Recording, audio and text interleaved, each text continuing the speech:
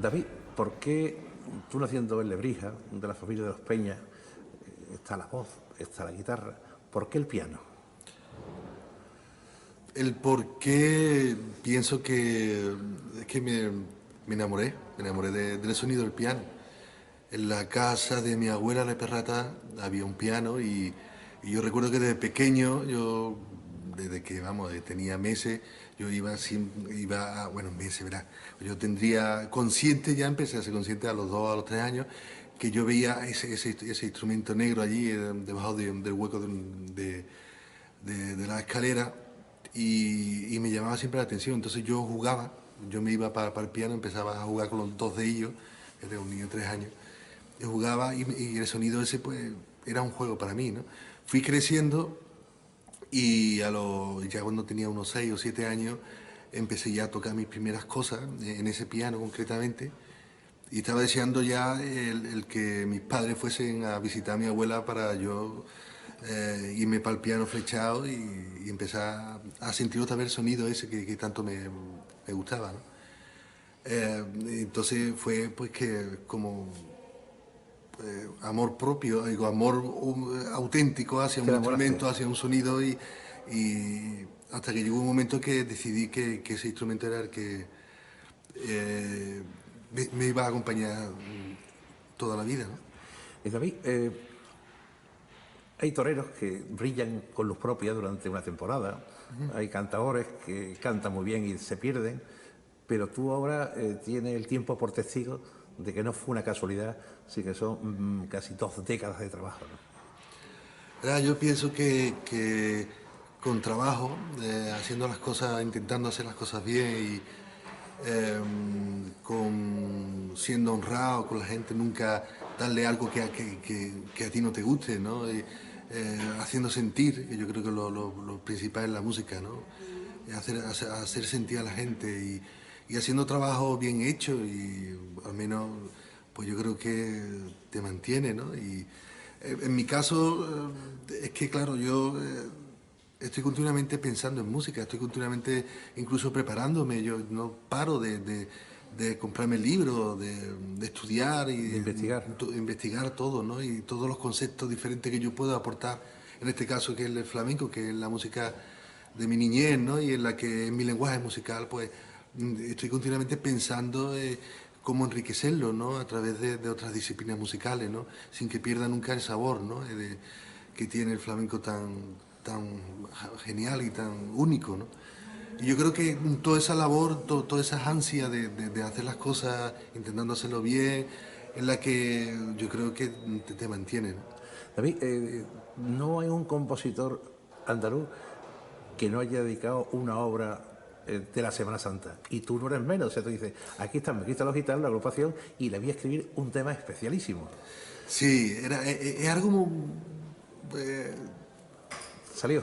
salió y hacía tiempo que lo quería hacer, ¿no?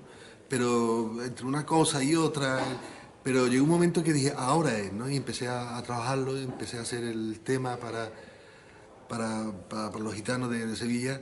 Y luego también yo tenía ganas de tener una experiencia y era el sentir mi música como está en las calles, ¿no? Cómo la gente lo recibe, ¿no? Es más, ese jueves, el jueves que lo estrenaron, me fui a la calle con mis niños y fui y me senté allí en un rincón, estuve en un rincón escuchándola, estuve mirando a la gente, estuve notando cómo la música, incluso cómo rebotaba en las paredes, ¿no? De mi ciudad, ¿no? Y es algo que yo quería sentir, ¿no? Y me gustó muchísimo, ¿no? Es que bueno, eso es una regla por la agrupación y uno lo ve en la calle, sabe que uno es de uno, ¿no? Pero es tan grande lo que uno siente que no sabe ni qué es suyo, ¿verdad? Eso es. Eso es lo más importante. O sea, el sentir el Se la da sentir al pueblo, ya no es tuyo. eso es, el sentir eso. Lo mismo me pasa con Orobroy, ¿no? Hice un tema que hice hace mucho tiempo, pero ya se puede decir que no es mío, ¿no? Que es de la Yo creo que de de Enrique todo el mundo. Romero, en Todos los para Todos, que Ah, da el sí. oro de la semana. Sí, sí, eso, Lo sabes, fíjate. ¿no? Eso Magnífico, yo creo que es la... Y sobre todo cuando galopan los caballos y cuando los pone... es muy Él bonito, o dice, sea, vamos a dar el Orobroy de la semana, fíjate. y al maestro, por ejemplo, Enrique Ponce, ¿no? Y siempre me acuerdo de ti, ¿no? Porque digo, qué cosa...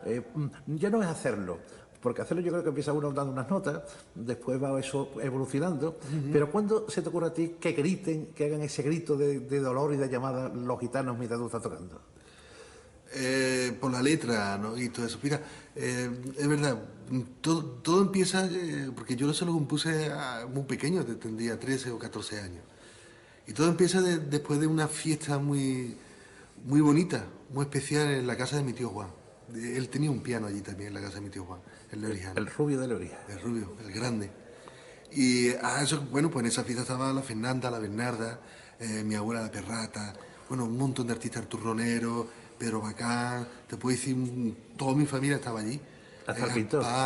¿Qué? Hasta el pintor de la iglesia. También, bueno, allí estaba todo el mundo.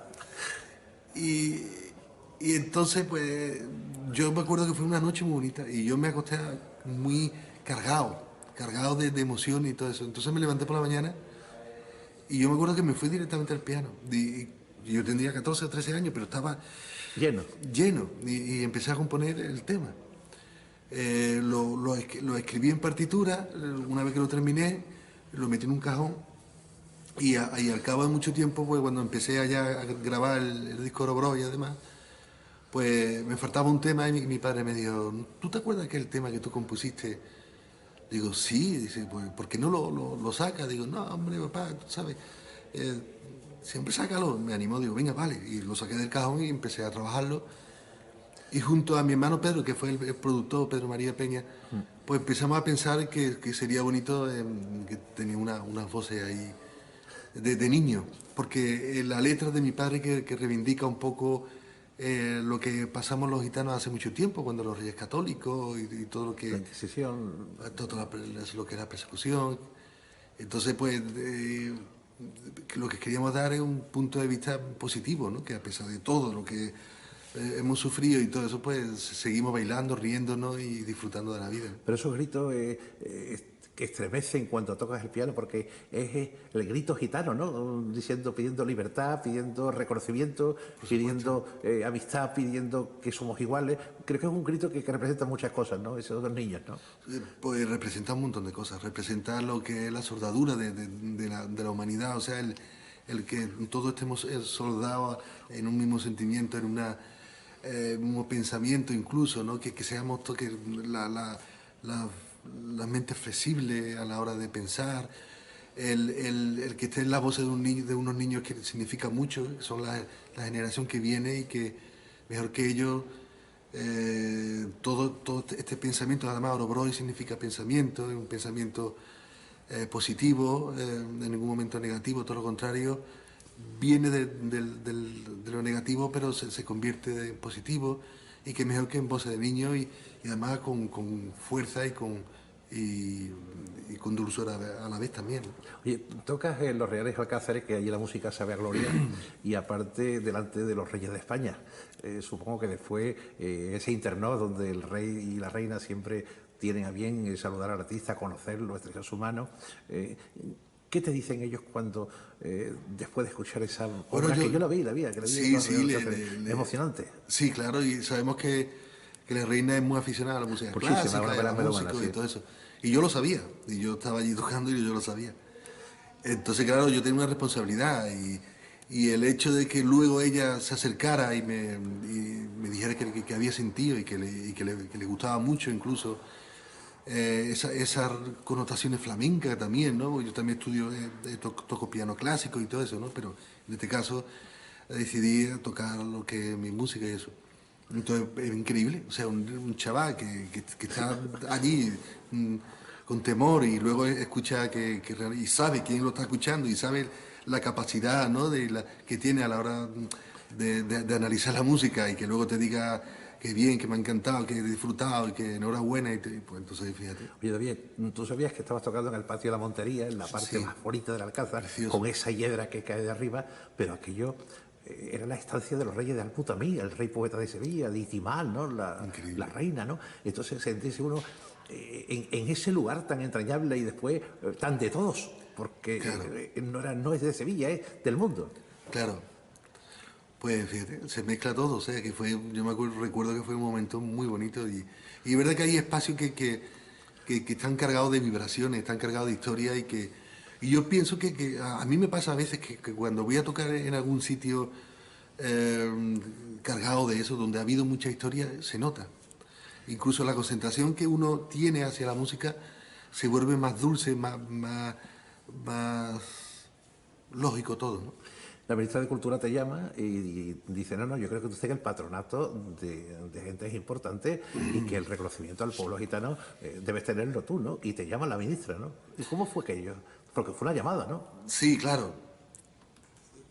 Muy bonito, o sea, son cosas que te va pasando en la vida y que... Pero la gente no lo sabe y esas cosas que los que te leemos, los que te seguimos, queremos que lo conozcan la gente, que eso no es tocar el piano, eso son obras de estudio, obras de pasión, obras de frustración, porque no es lo que uno sueña y lo que uno sueña no es capaz después de transcribirlo al pentagrama, lo del pentagrama no suena después en el teclado, Sí. todo es un mundo, ¿verdad?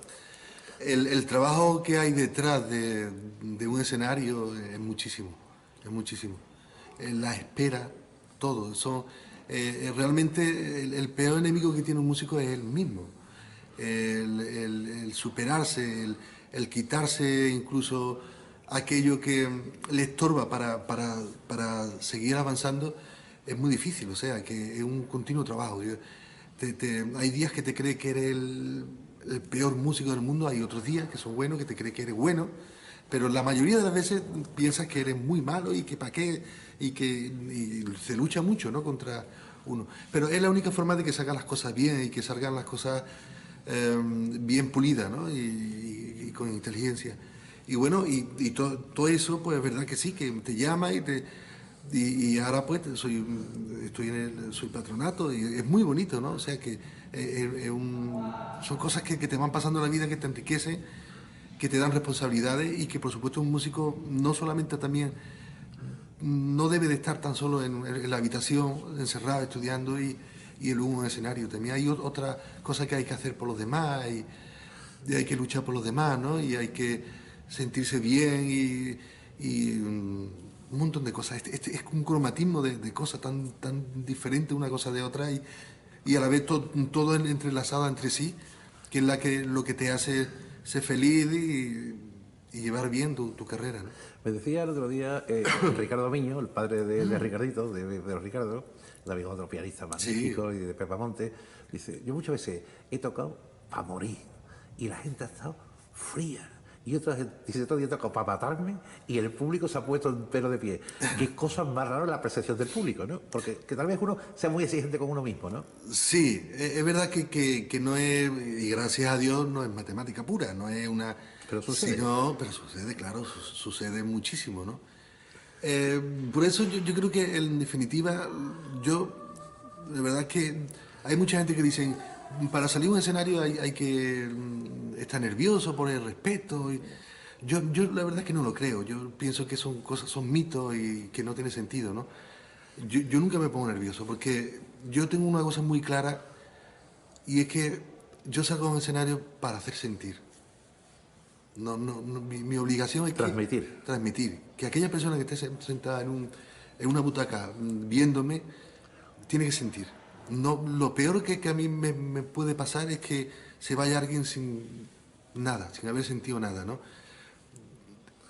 Ese es mi objetivo. Y por lo tanto yo me concentro mucho en eso. Me concentro mucho en estar tranquilo, en expresar, en pensar en cosas que me han pasado, centrarme en el sonido, en todo, ¿no? Para transmitir en los espacios, los silencios, porque es mi obligación.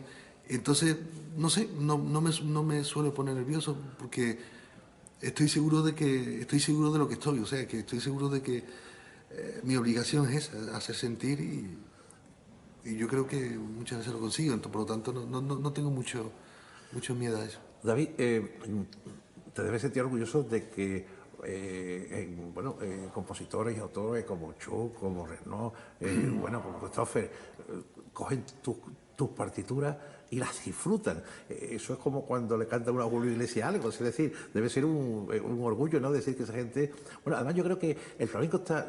Yo recuerdo el primer toque flamenco de Arturo Pavón cuando venía aquí a Sevilla y venía el rey Alfonso XIII y le pegaba unos pellizcos al piano que ¿Ustedes habéis conseguido evolucionar como los caballos de nuestro amigo de la Puebla? Bueno, Así. habéis conseguido hacer cosas casi increíbles en el piano, ¿no? O sea, fuera de lo normal, ¿no? Habéis desbordado un poco las armonías normales, ¿no? Bueno, está claro que todo debe tener una evolución y más vale que la tenga, ¿no? Porque si no se estanca. Y es verdad que en la época de Arturo, ¿no? Que él imitaba mucho lo que es el cante, imitaba mucho, sí, bueno, tocaba por malagueña, pues intentaba imitar el cante por malagueña. Sí, la zambra. Aunque Sí, sí. muchas veces yo le he visto cosas en la suya esa que tiene Sí. que son bastante de pianistas clásicos también. Recuerda a veces por unos acordes que da a Tchaikovsky. Él también bebía un poco, porque claro. Pero sí que es verdad que a la hora de echar mano de flamenco, pues él imitaba mucho la voz. Estaba Pepe Romero, que imitaba muchísimo también a lo que es la guitarra, ¿no? Del niño Ricardo y todo eso, ¿no? Y está claro que, por ejemplo, en mi caso yo nunca, y son mis maestros, o sea, que yo los admiro y siempre los he tenido ahí, ¿no? Pero no era mi camino yo lo entendía como un piano con su propia técnica, la propia técnica pianística, que yo he estudiado también la carrera de clásica, por lo tanto tenía que aprovechar toda la sonoridad que te da, que te ofrece el instrumento, la tesitura, todo, ¿no? Entonces yo entendía y que quizás por eso haya también esa evolución, ¿no? El tema de la música contemporánea, tipo Bela Bartok, Elliot Carter, La fusión, ¿no? Stravinsky, toda esa posibilidad de que hay, más que fusión, yo lo llamaría recursos, ¿no? Que hay en la música que yo lo uso, ¿no? Que, como para hacer mi lenguaje, ¿no? Oye, tú bebes también en los grandes compositores andaluces, Falla, Granada, Arbenes, Claro, Turina. ¿Qué hay para mamar de esa teta de la gran música de España? ahí hay unos grandes músicos tremendos, unos grandes músicos que ha dado este país. Y yo lo defino como músicos grandes, increíbles, clásicos, que se acercan al flamenco, que se interesan por el flamenco y ven en el flamenco una música tremenda, tremenda, o sea, con una capacidad de expresión que ellos intentan llevar esa estética del flamenco a sus obras, ¿no? Eh, y por lo tanto hay cosas muy interesantes. Hay cosas que al hacer ellos, al partir del clásico hacia el flamenco y coger conceptos del flamenco y llevarlo a su terreno, eh, crean conceptos y que luego incluso los músicos flamencos podemos beber de ahí, ¿no? Porque crean conceptos muy, muy interesantes, ¿no? Oye, y estamos volviendo al disco, porque solamente no queremos decir solamente promocionar el disco, sino que la figura de David Peña Durante se conozca un poco más a nivel personal. No me refiero fuera del piano, me refiero hablando porque te preguntaría cosas como las que yo te pregunto. Bueno, y ahora llegas y dices, bueno, el tiempo por testigo, ¿no? Quiere decir que son muchos años haciendo cosas, dejándola porque cuando uno lo hace para uno, bien. Cuando lo hace para que lo escuche los demás, también. Pero cuando lo coge el pueblo, ya no es de uno. Entonces, cuando uno empieza a ser universal, ¿no? Ahí está la clave. Ahí está la clave. Ahí es lo que yo creo que cualquier compositor desea, ¿no? Desea. Eh, sí, ahí está la clave. Es lo que creo que incluso al compositor le da vida, ¿no? Le da vida a la larga, ¿no?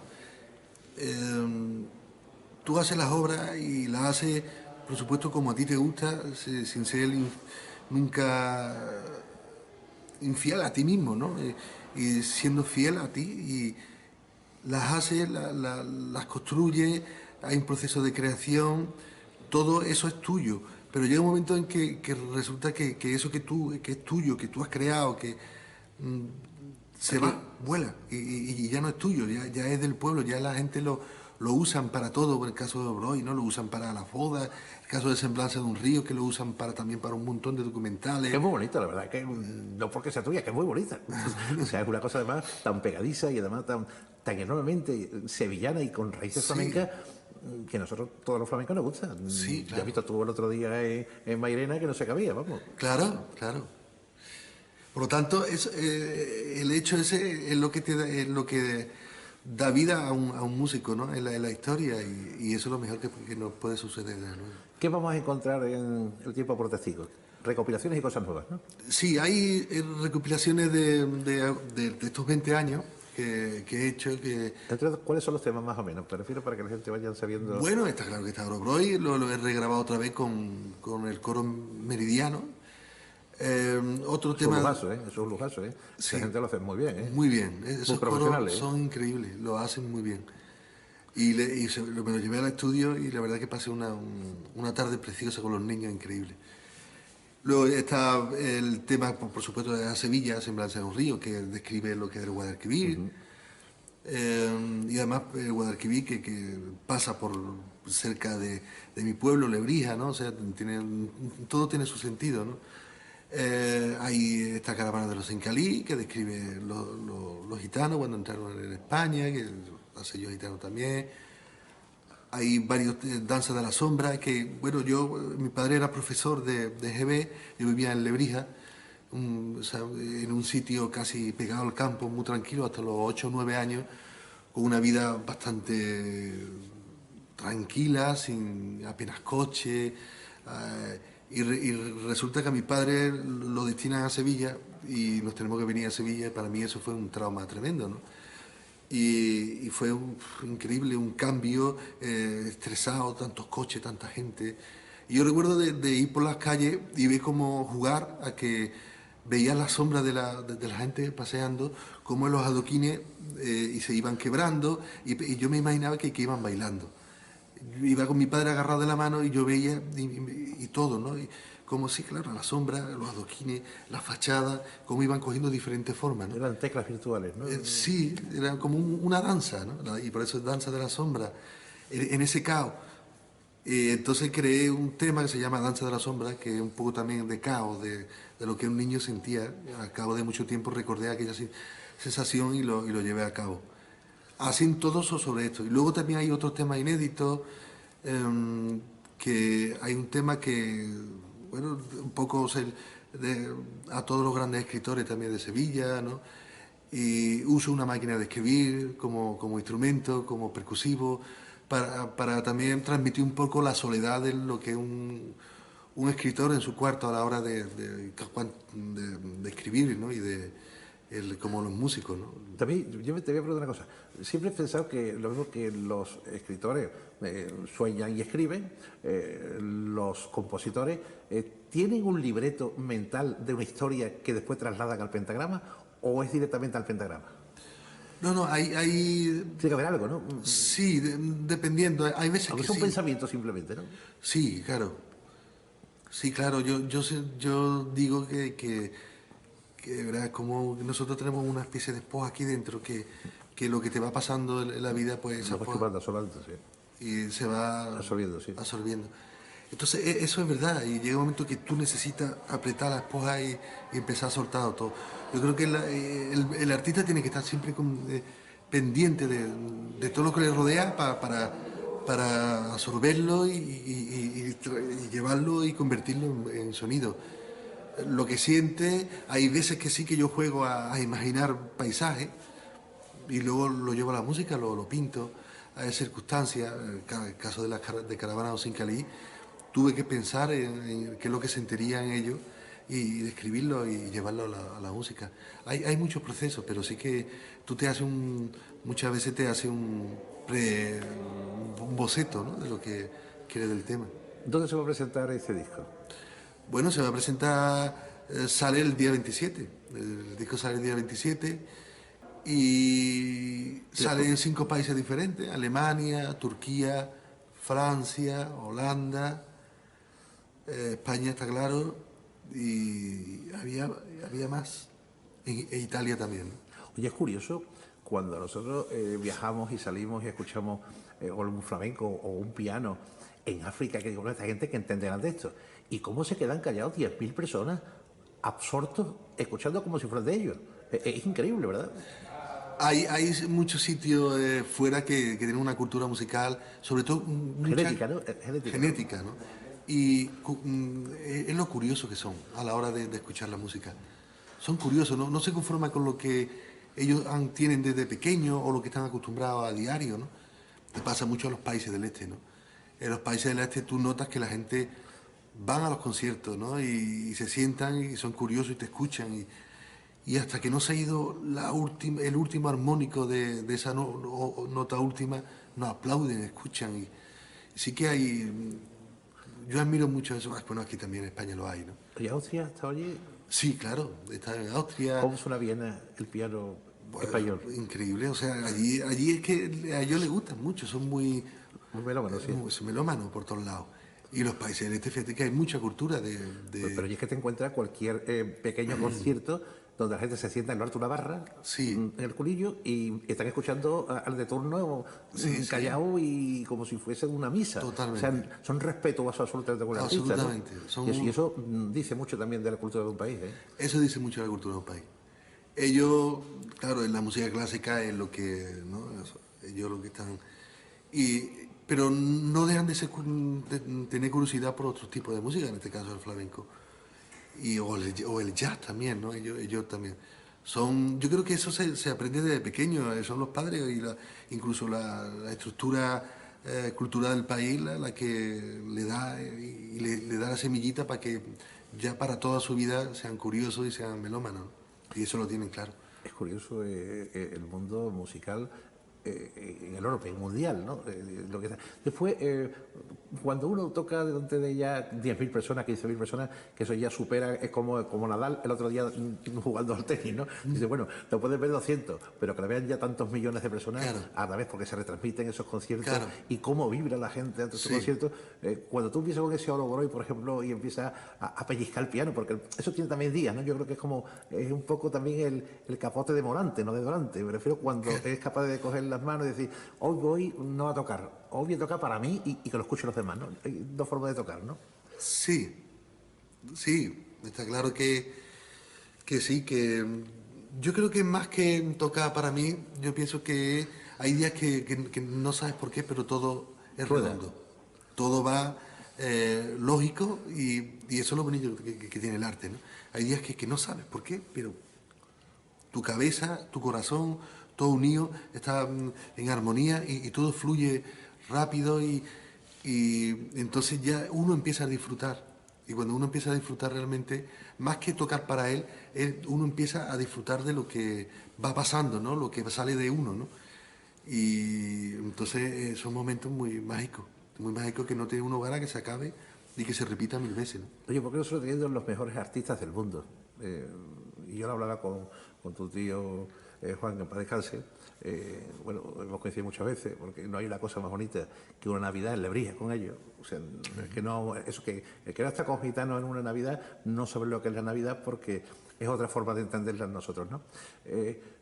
Sevilla no está siempre a la altura de sus artistas. No sé por qué. O sea, yo siempre me quejo porque digo, bueno, si tenemos lo mejor, yo intento hacer las mejores entrevistas con la gente transversal. No me importa que sea de un punto o sea de otro, pero que se reconozcan y que se hagan. Pero Sevilla muchas veces es como la Giralda cuando se hizo, ahora se reconoce, el Alcázar cuando se terminó, y la música que queda ahí hay que reconocerla y hay que pagarla porque cualquier cosa que vamos cuesta dinero y sabemos que detrás de eso no es solo un piano, es un traslado, es un piano, es un afinador, es un equipo de luminotecnia, un equipo de sonido, un otro... Bueno, es tanto lo que hay detrás que parece que uno llega con las manos metidas en el bolsillo y toca, nada más y se va, ¿no?